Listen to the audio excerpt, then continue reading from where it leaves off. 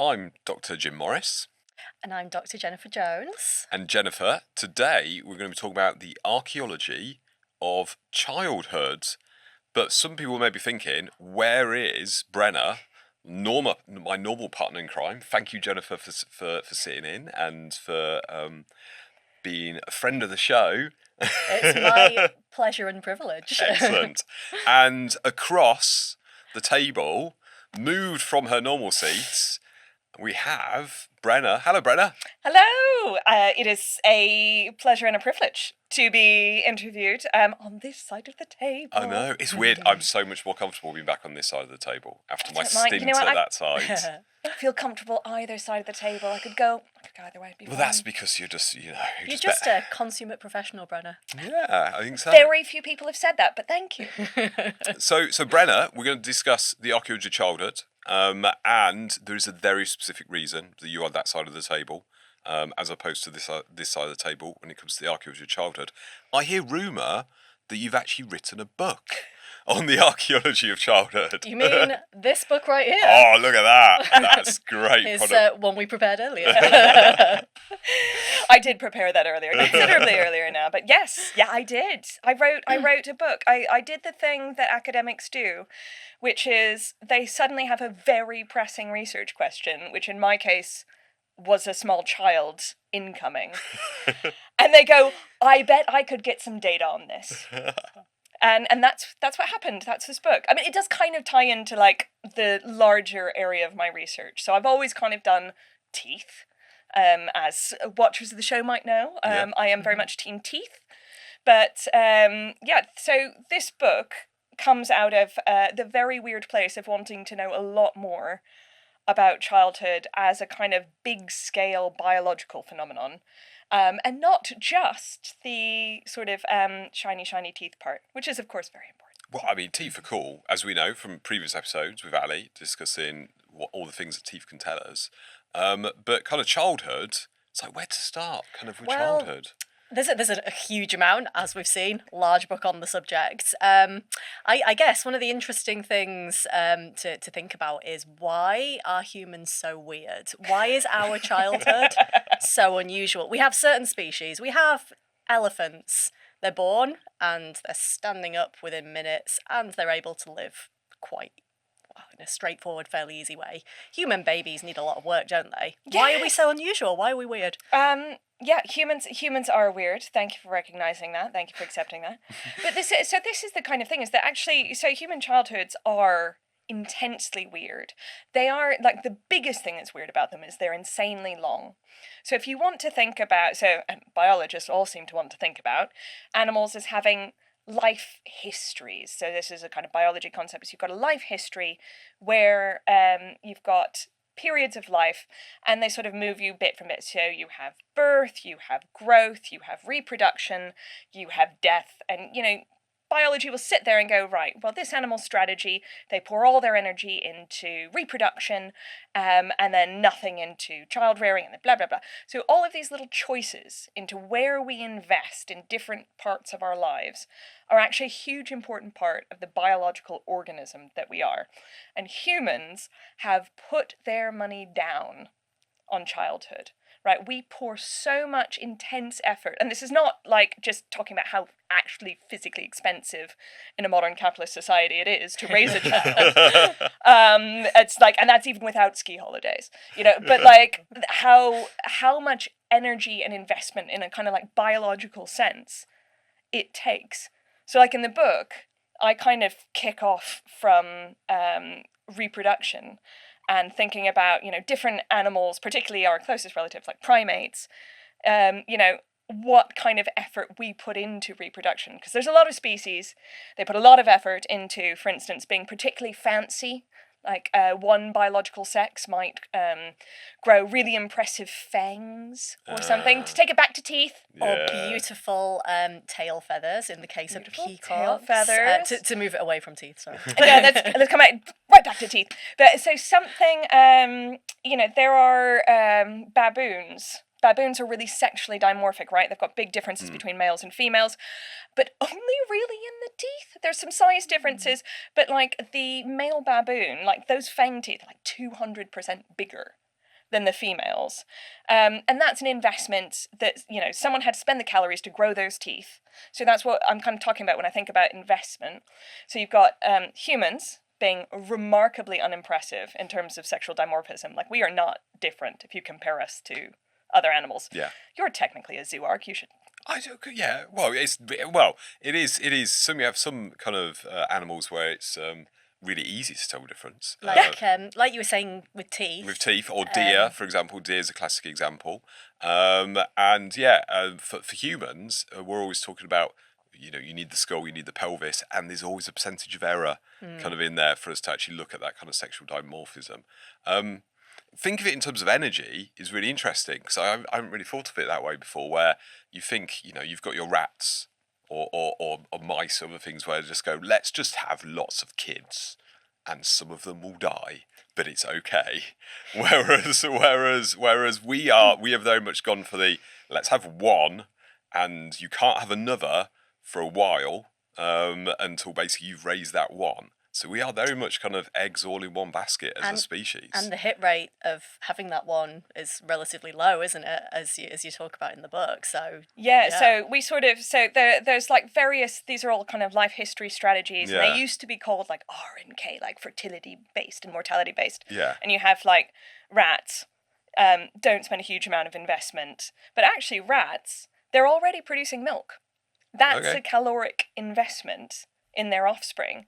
So if you really want the absolute bottom, you have basically something like an octopus or a spider, where those babies are just hatched, fully formed, ready to go. They need no... Off you go into the world. Yes. Yeah. If anyone is familiar with the tragedy of Charlotte's Web. Yes. That's... Sorry. That affected me quite a lot as a child. Yeah, but this is why Charlotte's Web is... We can't imagine a world without that kind of parental care. And our species would not survive without parental care. Relevant cultural moment.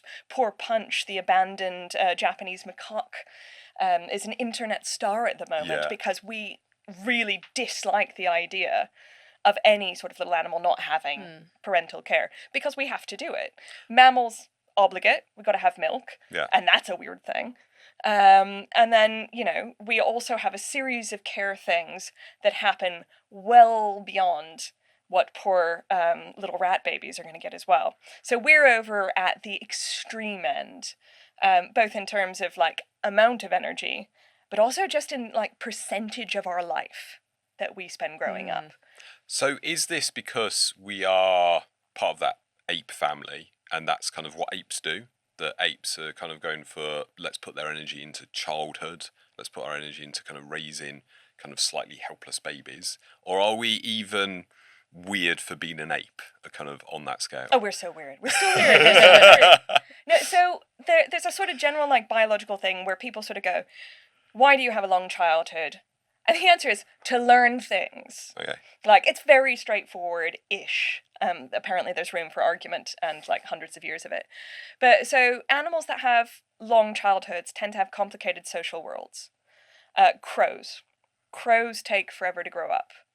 And they have really complicated societies. They are, in fact, murderous. Oh, Jesus. I love that. It's very nice. You're welcome. Oh, every single time someone lets me say it, I get so happy. But think about it as these are all animals that have intense social systems, and primates, which we are, have intense social systems. That's how they work as an organism. We have the most complicated and murderous society that any animal has that we know of. Still unclear on the whale thing. But that's, it makes sense that we have a really long childhood. The thing that we've done that's even weirder is you can scale childhood against how much socialization do you need? How much do you need to learn about your society? How big are you going to try and get? And how long are you going to live? What proportion of your life are you going to spend? So you can think about, back to whales, bowhead whale, 200, 300 year lifespan. Yeah. Very long. Yeah. Wasn't there one found with a kind of harpoon from the 1800s in it? Yeah. Yeah, like literally a Moby Dick harpoon. Yeah. Like Yeah. it could have been the white whale of Wow. legend. It could not. That was a different type of whale, I think. But it was like, so we know they live for hundreds of years. That bowhead whale spent the exact same amount of time getting to adulthood as a human. Okay. Fascinating. I don't know if you know this, but we are smaller than bowhead whales. I've heard that, yeah. I've heard that too. Yeah. Volumetrically and by weight. So actually, in that way, then childhood isn't necessarily a link to how long you're going to live. It's actually there's other factors determining it. Yeah, so there's sort of a general idea it should be linked to how long you're going to live. Yeah. And when it gets untethered from that, you start to ask why. And that was kind of the thing that that I sort of tried to communicate in this book, aside from a bunch of anecdotes in the footnotes, which were perhaps unnecessary. My favourite being the one about storks bringing babies and the relationship between the number of humans and the number of storks being proportionate. It's true. It's true. If you're Fascinating. gonna have people, you're gonna have storks. Anyway, it's not the storks' fault. Stop blaming storks. But yeah, I mean, this is one of those things where, you know, humans have become so untethered from kind of what a normal predicted span of childhood is. We have to start going, what are we doing with it? How are we doing it? Why are we doing it? Is this part of what it means to be human? Is this like a long-term evolutionary trend? Or is it just something that we made up randomly for a marketing exercise, like Blue Monday? So here we're not talking about kind of necessarily our kind of modern day sense of childhood, because actually you could argue that it's got even longer. Kind of in our mind, I'm sure the Daily Mail would probably argue that it's got exceptionally long. Social transition to adulthood. Yes. You could definitely say that for, couldn't you? Yes. Yes. Yeah. I mean, some could argue that those of us in our 40s are still not quite yet transitioned into full adulthood. Wouldn't know, Jim. Was this book written in order to be delivered to my father before I turned 40 in case I needed to move back into the garage? Yeah. Maybe. No, and this is kind of the thing, is that we have a kind of biological sense of what childhood is, but we actually are terrible at defining it. Like, so for the osteoarchaeologists in the room, me, you know, a human skeleton doesn't actually really technically finish until early 30s, as this last little bit of your sternum is sort of, you know, finally fizzling on. And there are a bunch of different markers. So you could use, you know, sort of settling down various hormones. You could use sort of, you know, achieving final height. You could use achieving reproductive status. So those are all markers that we could use in other animals. But for us, we have a very wide array of, you know, kind of what is considered adult. And those are socially determined. Okay. So our cultures tell us what adult is. And our cultures tell us when we should reproduce, when we should be considered, you know, fully functional members of society. And that's kind of an interesting way that humans can start messing with the length of their childhood. But we do have reasonably good reason to suspect that down our kind of hominin lineage, we actually do see an extension of childhood. Okay, so it's not just us. Neanderthals, other hominins. Well, I was going to may say, have at what had- point do we start to see this then? Where is this appearing? Such an interesting question. So probably by the time we get to Homo is the general-ish, we start to diverge from what's called an ape-like development pattern, a dental development pattern, and I know you want to talk about teeth. Let's do it. I mean, there's a picture right there. We have to, really, There don't we? is. So for the listeners, I have brought in from home a picture of a histological section of the inside of a tooth. And what you need to know about the inside of a tooth is that if I took your tooth, cut it straight down the middle, ground it, polished it, put it on a slide, put it in a microscope, I could see all the little structures that make up your tooth. And the great thing about teeth is they're like clocks. They grow incredibly regularly, and then they stop. They fossilize, right? They are just little mineral structures. There's some other stuff that goes on. We're not going to talk about that. But they basically record a little chronology of growth, the period while you're growing. So if I look at that tooth, I can see different lines on it that might indicate, sort of weekly periods of growth that I could count up and see how fast you were growing. If I cut down and blow it up to, sort of 40 times magnification, I can see little boxes inside that tooth that represent every single day one little enamel forming cell was making enamel. I can count those up and I can give you a daily record of growth. So this is almost like tree rings then? It's but in absolutely teeth. like tree rings, except for better because I can have days, not years. Wow, way that more is specific. very cool. Yeah, you want tree rings, you want cementum, that's different. So and you actually, does that mean that then you can start to target the specific kind of boxes of enamel that represent specific days or periods of time, and do some... So this is kind of what my sort of main research directions are. It's something that I'm really interested in, is looking at these really tight, time-controlled sort of bits of information. Turns out it's quite hard.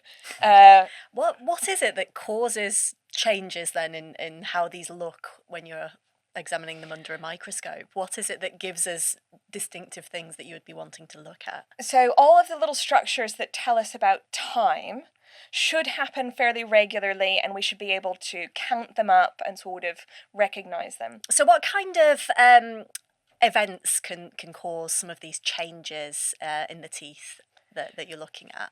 So the things that I'm really interested in are when it all goes horribly wrong, and basically you get evidence of growth disruptions where all the little enamel cells freak out and leave a line in the tooth, either on the outside of the tooth or inside the tooth, that I can find and then tie to one of these times and go, right, okay, this person's had something go wrong, like a fever, malnutrition, sometimes psychological stress.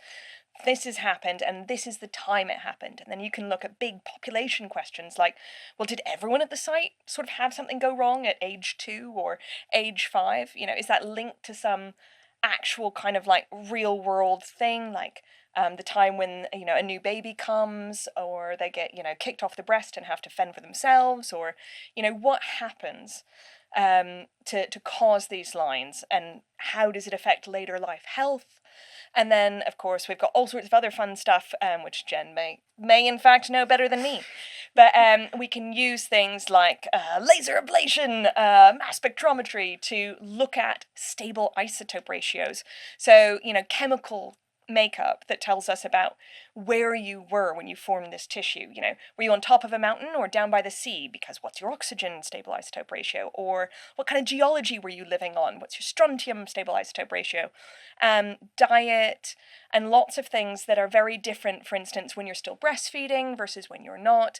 So we can start to look at actually how people were sort of living, which is very different from what we mostly do with bones, which is look at how people died. Pretty much. It's more optimistic sort and of it's archaeology. absolutely fascinating, the scales that you can go into. You can look at an individual's lifetime and tell these kind of stories. And then I love the concept of comparing to population scale things and seeing other big events that are causing it, And that is the idea, is that you sort of, we've got big changes. So one of the things I talk about in the book in terms of childhood is, this idea that you invest in reproduction, right? You invest in a child, you invest in a human child.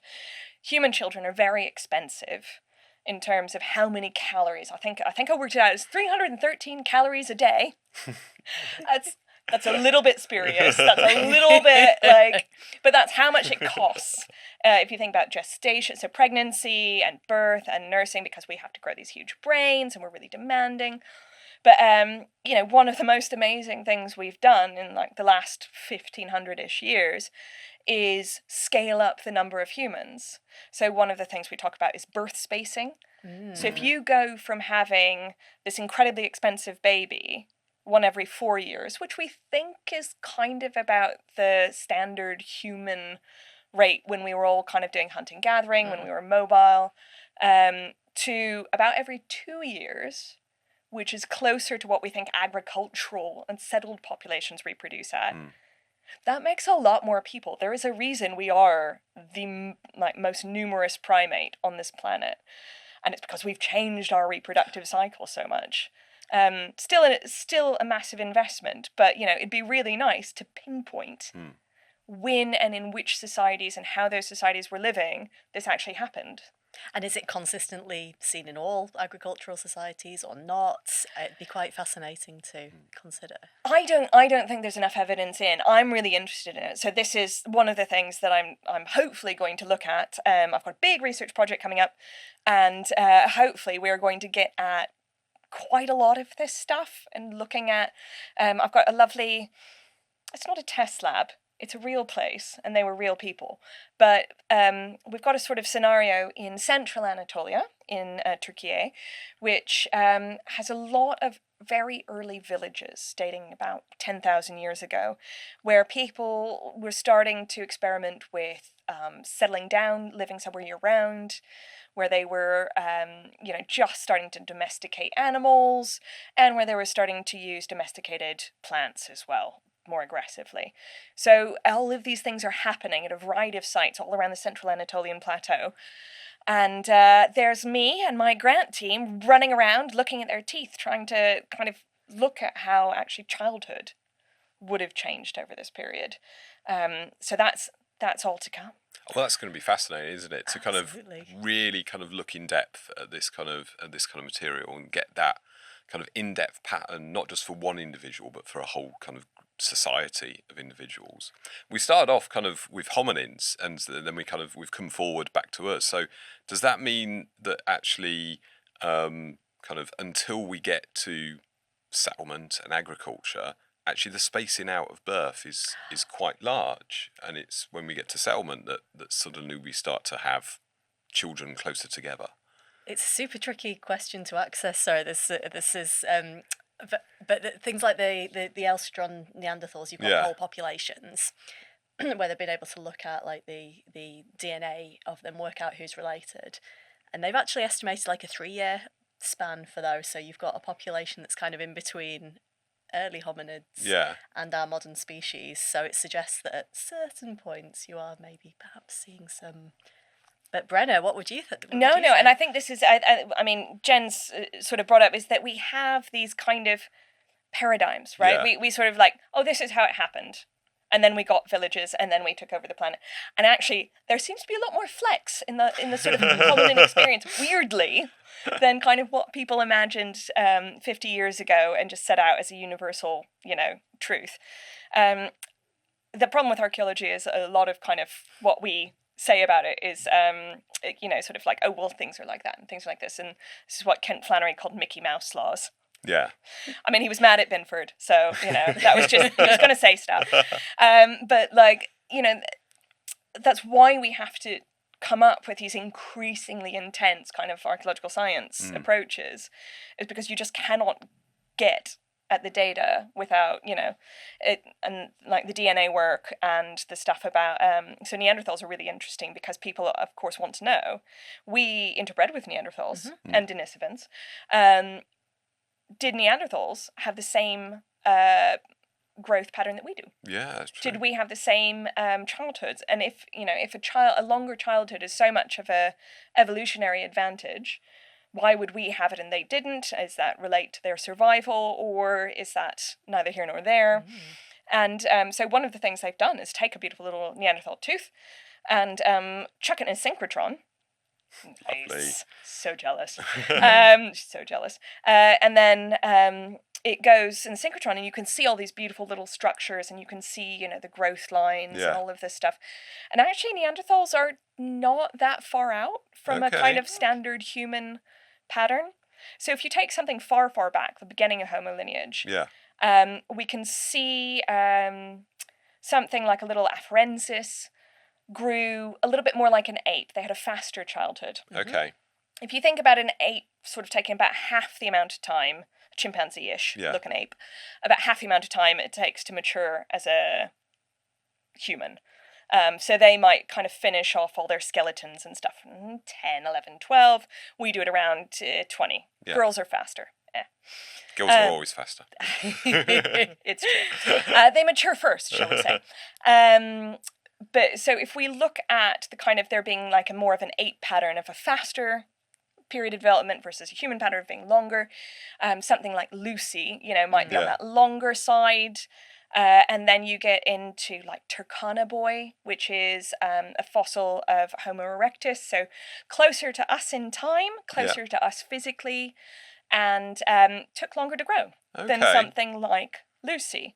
So as we trail into kind of our modern selves, we actually do get closer and closer. So childhood has extended and extended and extended. Yeah, so that's kind of a longer period evolutionary trend, which is not quite the same as the Daily Mail headline about 40-year-olds begging their parents to please live at home. That may be a social issue rather than a biological developmental issue. Yes, thanks. So yeah, I mean that's truly fascinating. Then, so from a slightly technical question now, what is stopping us from reproducing then? So is it actually lactating that's kind of stopping it? You notice the male is asking the question here. It's like, you should, Jim. Why are they not getting pregnant? So there's a lot of things that go into human fertility, some of which are in the book, some of which are in my head, and some of which are in new research, which was not in the book or my head when I wrote the book. But you can this is a generalized idea, but we've always sort of said, right, well, if you don't have enough nutrition, the animal can't reproduce. Yeah. And that is true, that you can send someone into amenorrhea, which is basically not having a period, not having a reproductive cycle, if they are under a certain body weight per body mass index, basically. The other way you can do it is to have a hormonal mix that just says, no, don't get pregnant right now. And the way you trigger that hormonal mix is actually by nursing. Okay. So I think there was a study that looked at, I think it was under 8 suckles a day, and you will go back to fertility.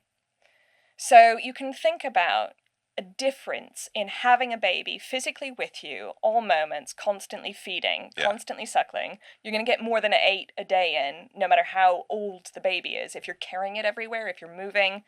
However, if you've left the baby with grandma back at the settlement while you go out in the field, you may find that your suckling bouts are further apart and not as frequent. And so you're more likely to And you get might pregnant. return to fertility despite the age of the child, the biological needs of the child not being any different than anyone else's child. Literally just the frequency keeps the hormones going, oh yeah, no, let's not do this again. Yeah. I suppose the other factor in that is then if you have products that you can give to that child in place of milk and leave them with someone else, so cereals, things like that, then that would also have a similar impact, wouldn't it? Yeah, so the idea that you could have surplus food has been like a really big one. Like, so you have surplus calories for mom, so she quickly gets back to enough calories. She's not that 313 calorie a day sort of burn is About a Mars bar. So, yeah. this is not health advice. Like, I think we should somehow stress, please, How many listeners at home. This is not Dr. Jim is not that kind of doctor. But this is the kind of thing. Is the idea? The idea was for a long time, and this is kind of something I think I'm interested in pushing back against. Is that farming and an obsession with cereals and carbs basically is what made us the village species that we are, right? That we have, that it's actually putting all these extra carby calories in is what allowed people to come back to fertility faster, to feed the babies more, so they survived longer. And I'm not sure that the people who originally thought about that kind of as a theory knew what nursing women experienced or were aware of basic female biology. It's very diplomatically Yeah, it is. correct in many ways. I'm just thinking now of Binford and his knowledge of female biology. Are you thinking of Binford or are you thinking of Sally Binford leaving him? Yes, I'm thinking of Sally Binford leaving him. So, yeah, we maybe have to cut that bit out. No, I think that stays in. That We're does. keeping the Binford bashing. I think it's time. So in terms of if it's not cereals, then what is it that's kind of helping people, have more children and extends this kind of childhood? Is it the sort of extended care and sort of extra calories?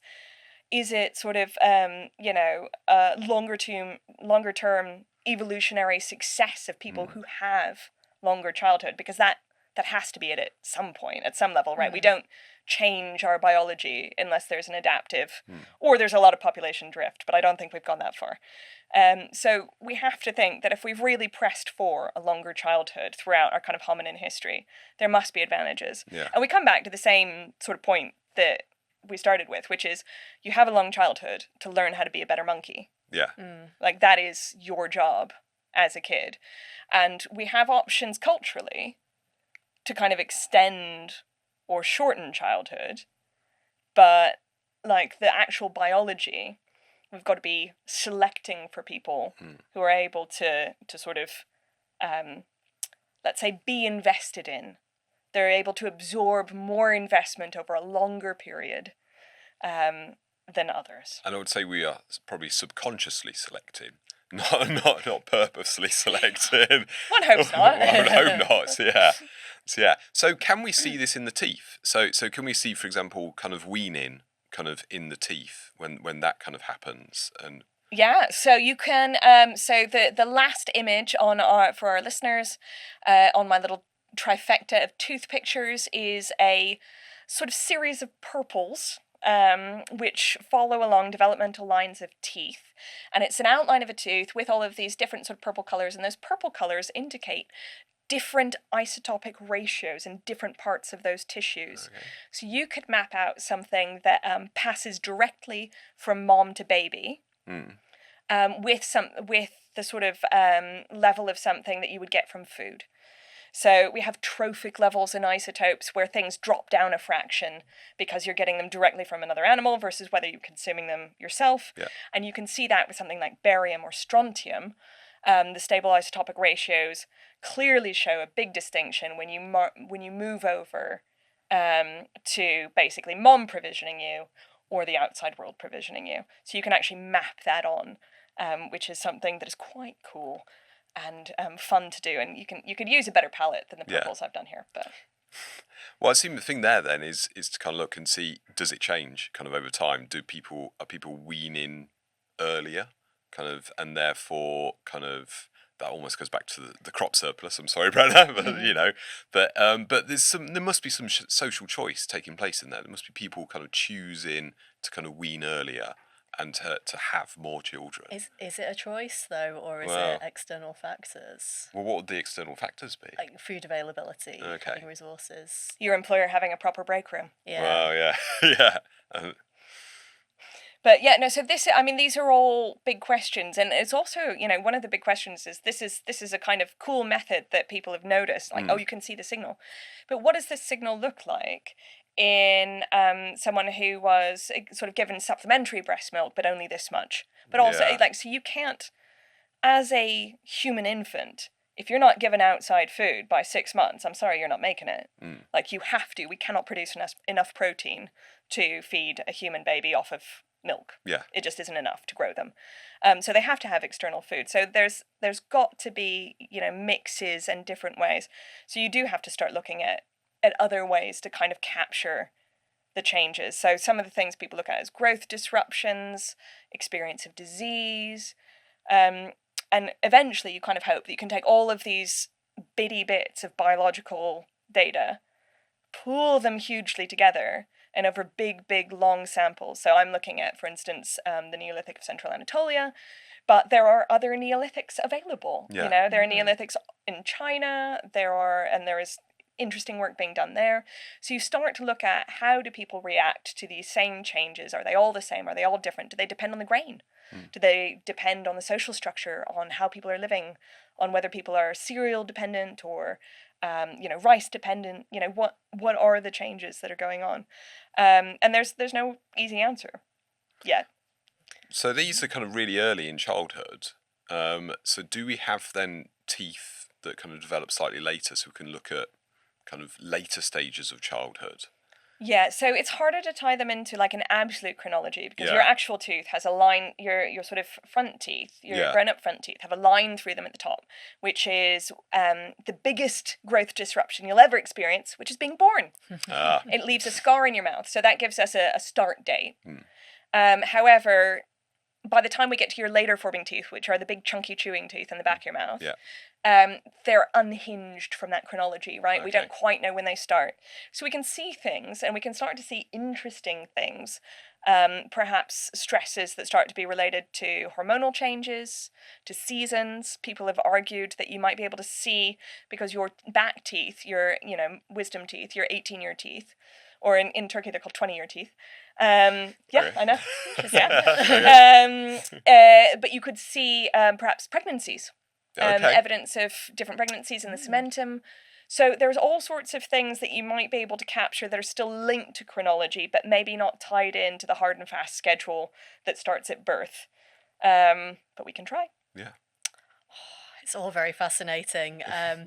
Brenna, thank you so much for speaking with us today. I can't wait to hear some of the results of your projects. I think you've got some really exciting things going on there, and who knew teeth could be quite so exciting? Well, Brenna knew. Brenna did. Yeah, Brenna did. I suspect Ali knew as well. Yeah, that's true, yeah. Before we go, though, Jim, do you have one final question for Brenna? Oh, I get to ask Brenna the question. So Brenna, have you found any gold? Ooh. I should be prepared for this.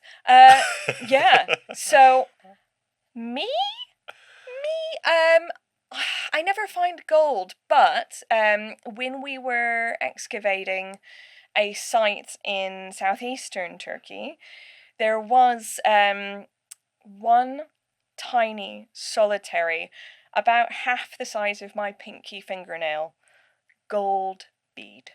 Oh. And it was the one fancy metal bead that we found in assemblage with 63 individuals. And the person who found it ended up having her boyfriend at the time string it on a little string, and she wore it Sophia Schliemann style. Whoa. Modeling the treasure. And now they're married and have a kid. Oh. What a lovely story. That's a lovely story. I assume the gold Osner and beads... Metina, if you're listening to this. I assume the gold bead has ended up in a museum, of course. Yes, the gold bead belongs in a museum. Yeah, and there are no other gold beads to be found, sadly, so it's not worth looting the site. Yeah.